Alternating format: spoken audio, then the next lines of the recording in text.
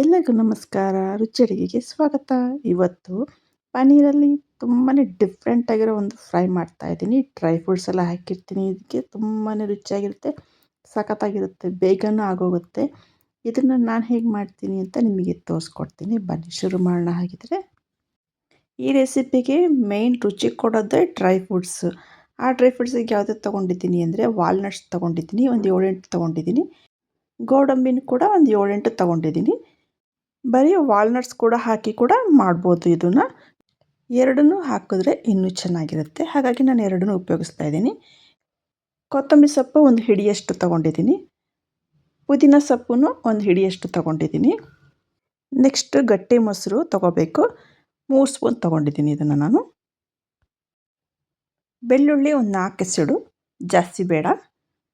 ಸ್ವಲ್ಪ ಶುಂಠಿ, ಅರ್ಧ ಸ್ಪೂನು ಜೀರಿಗೆ, ಹಸಿಮೆಣಸಿನ್ಕಾಯಿ ಒಂದು ತೊಗೊಂಡಿದ್ದೀನಿ. ನಿಮಗೆ ಖಾರ ಜಾಸ್ತಿ ಬೇಕು ಅಂದರೆ ಖಾರ ಜಾಸ್ತಿ ಹಾಕ್ಕೊಳ್ಬೋದು. ಅರ್ಧ ನಿಂಬೆಹಣ್ಣು ತೊಗೊಂಡಿದ್ದೀನಿ. ರುಚಿಗೆ ತಕ್ಕಷ್ಟು ಉಪ್ಪು. ಇಷ್ಟು ಬೇಕಾಗುತ್ತೆ ಇದಕ್ಕೆ. ನೆಕ್ಸ್ಟು ಮೇನ್ ಇಂಗ್ರೀಡಿಯೆಂಟು ಇದಕ್ಕೆ ಪನ್ನೀರು. ಇದು 200 ಗ್ರಾಮ್ ಇದೆ. ಇದನ್ನು ತೊಗೊಂಡಿದ್ದೀನಿ ನಾನು. ಇವಾಗ ಒಂದು ಪ್ಯಾನ್ ತೊಗೊಂಡು ಡ್ರೈ ಫ್ರೂಟ್ಸ್ನೆಲ್ಲ ರೋಸ್ಟ್ ಮಾಡ್ಕೊಳ್ಬೇಕು. ತುಂಬ ಬ್ರೌನ್ ಆಗೋ ರೀತಿ ಅಲ್ಲ, ಜಸ್ಟ್ ಇದು ಗರಿ ಗರಿ ಆಗಬೇಕು, ಅಲ್ಲಿಯವರೆಗೆ ಫ್ರೈ ಮಾಡಿಕೊಂಡ್ರೆ ಸಾಕು. ಇವಾಗ ಇದು ಚೆನ್ನಾಗಿ ಫ್ರೈ ಆಗಿದೆ. ಇದನ್ನು ಸ್ಟವ್ ಆಫ್ ಮಾಡಿ ಸೈಡಲ್ಲಿ ಇಟ್ಕೊಳ್ಳೋಣಂತೆ. ನೆಕ್ಸ್ಟು ಒಂದು ಜಾರ್ ತೊಗೊಂಡಿದ್ದೀನಿ. ಜಾರಿಗೆ ಪುದೀನ ಸೊಪ್ಪು, ಕೊತ್ತಂಬರಿ ಸೊಪ್ಪು, ಹಸಿಮೆಣಸಿನ್ಕಾಯಿ, ಖಾರಕ್ಕೆ ಎಷ್ಟು ಬೇಕೋ ಅಷ್ಟು ತಗೊಳ್ಳಿ ಹಸಿಮೆಣಸಿನ್ಕಾಯಿನ. ಸ್ವಲ್ಪ ಶುಂಠಿ, 1 ಇಂಚ್ಗಿನ ಕಮ್ಮಿ ಇರಲಿ. ಬೆಳ್ಳುಳ್ಳಿ 4 ಎಸಳು, ಜೀರಿಗೆ ಅರ್ಧ ಸ್ಪೂನು, ರುಚಿಗೆ ತಕ್ಕಷ್ಟು ಉಪ್ಪು. ಮೊಸರನ್ನು ಕೂಡ ಇದಕ್ಕೆ ಹಾಕ್ಕೊಂಬಿಡೋಣಂತೆ. ನಿಂಬೆಹಣ್ಣಿನ ರಸನ ಇದನ್ನು ಕೂಡ ಹಾಕ್ಕೊಂಡು ನುಣ್ಣಗೆ ರುಬ್ಕೊಳ್ಬೇಕು. ಇದನ್ನು ನೀರು ಹಾಕ್ಕೊಳ್ಳೋದೇನು ಬೇಡ. ಇದರೊಳಗೆ ಮೊಸರು ಇರುತ್ತಲ್ಲ, ಅದ ನೀರು ಸಾಕಾಗುತ್ತೆ. ಸೊಪ್ಪಲ್ಲೂ ನೀರಿನ ಅಂಶ ಇರುತ್ತೆ ನೋಡಿ. ಇವಾಗ ಚೆನ್ನಾಗಿ ಪೇಸ್ಟ್ ಆಗಿದೆ. ಇದು ಈ ಥರ ನುಣ್ಣಗಿದ್ರೆ ಸಾಕು. ಇವಾಗ ಇದಕ್ಕೆ ರೋಸ್ಟ್ ಮಾಡ್ಕೊಂಡಿರೋ ಡ್ರೈ ಫ್ರೂಟ್ಸ್ನೆಲ್ಲ ಹಾಕ್ಕೊಂಬಿಟ್ಟು ಮತ್ತೆ ಚೆನ್ನಾಗಿ ನುಣ್ಣಗೆ ರುಬ್ಕೊಳ್ಳೋಣಂತೆ. ನೋಡಿ, ನಾನು ರುಬ್ಕೊಂಡಿದ್ದೀನಿ. ಎಷ್ಟು ಕ್ರೀಮಿಯಾಗಿ ಬಂದಿದೆ ಅಲ್ವಾ. ಇದಿಷ್ಟಾದರೆ ಸಾಕು.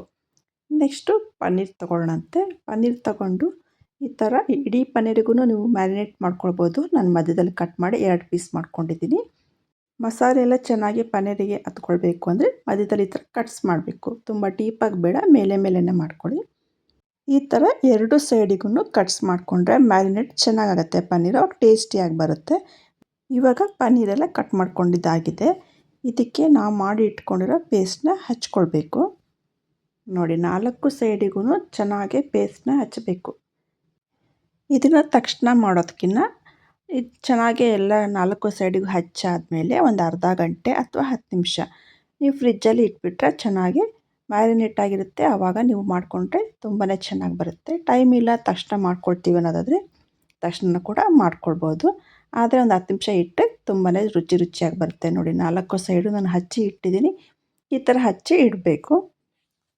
ಇವಾಗ ಒಂದು ಅರ್ಧ ಗಂಟೆ ಬಿಡ್ತಾಯಿದ್ದೀನಿ ನಾನು ಇದನ್ನು, ಆವಾಗ ರುಚಿ ಚೆನ್ನಾಗಾಗುತ್ತೆ.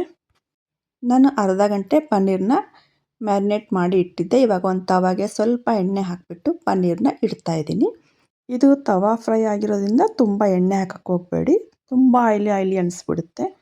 2 ಸ್ಪೂನ್ ಎಣ್ಣೆ ಹಾಕಿದ್ರೆ ಸಾಕು. ಈ ಥರ 4 ಸೈಡು ಚೆನ್ನಾಗಿ ತಿರುಗಿಸ್ಕೊಂಡು ಫ್ರೈ ಮಾಡ್ಕೊಳ್ಬೇಕು. ಇದು ಒಂದು 5 ನಿಮಿಷದಲ್ಲಿ ಆಗೋಗುತ್ತೆ. ಆದರೆ ಮ್ಯಾರಿನೇಟ್ ಮಾಡಬೇಕು, ಇಡಬೇಕು ಅಂದರೆ ಒಂದು ಅರ್ಧ ಗಂಟೆ ಲೇಟ್ ಆಗುತ್ತೆ ಅಷ್ಟೇ. ಇಟ್ಟರೆ ತುಂಬ ಬೇಗನೆ ಆಗೋಗುತ್ತೆ ಇದು. ನೋಡಿ, ಚೆನ್ನಾಗಿ ಫ್ರೈ ಆಗಿದೆ. 4 ಸೈಡೂ ನಾನು ಎಲ್ಲ ಕಡೆನೂ ಚೆನ್ನಾಗಿ ಫ್ರೈ ಮಾಡಿ ಇಟ್ಕೊಂಡಿದ್ದೀನಿ. ಇವಾಗ ಡಿಫ್ರೆಂಟಾಗಿರೋ ಪನ್ನೀರ್ ಫ್ರೈ ತಿನ್ನೋದಕ್ಕೆ ರೆಡಿಯಾಗಿದೆ. ನಾನು ಇದನ್ನು ಒಂದು ಸರ್ವಿಂಗ್ ಪ್ಲೇಟಿಗೆ ಹಾಕಿ ಇಟ್ಟಿದ್ದೀನಿ. ಇದಕ್ಕೆ ಸೈಡ್ಸಿಗೆ ಸ್ವಲ್ಪ ಈರುಳ್ಳಿನ ಕಟ್ ಮಾಡ್ಕೊಂಡಿದ್ದೀನಿ. ಮತ್ತು ನಾವು ಮ್ಯಾರಿನೇಟ್ ಮಾಡೋಕ್ಕೆ ಮಾಡ್ಕೊಂಡಿದ್ವಲ್ಲ ಚಟ್ನಿನ, ಅದನ್ನು ಇದಕ್ಕೆ ಹಾಕಿ ಕಲಸಿದ್ರೆ ಇದು ತುಂಬಾ ರುಚಿಯಾಗಿರುತ್ತೆ. ಸಲಾಡ್ ಥರ ಇರುತ್ತೆ ಇದು.